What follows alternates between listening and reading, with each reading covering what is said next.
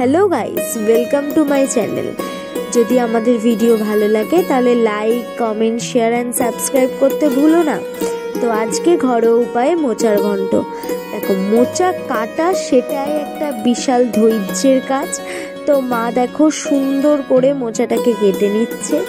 মোচার একটা সুরের মতো আর একটা পাপড়ির মতো অংশ, সেটাকে বাদ দিয়ে মোচাটাকে সুন্দরভাবে কেটে নিচ্ছে। তার জন্য একটা পাত্রে আটার জলও নিয়ে নিয়েছে। তারপর সেই মোচাটাকে প্রেসার কুকারে দিয়ে দু একটা সিটি মেরে নিতে হবে এবং তারপর ওটাকে সুন্দরভাবে হাতের সাহায্যে ম্যাশ করে নিতে হবে। তারপর একটা কড়াইয়ে তেল গরম করে পেঁয়াজ, লঙ্কা সুন্দরভাবে দিয়ে সেটাকে ভেজে নিয়ে আদা, রসুন বাটা, হলুদ গুঁড়ো দিয়ে যে চিংড়িগুলো ভাজা ছিল এবং মাছের মাথা ভাজা ছিল সেটাকে তুলে দিতে হবে।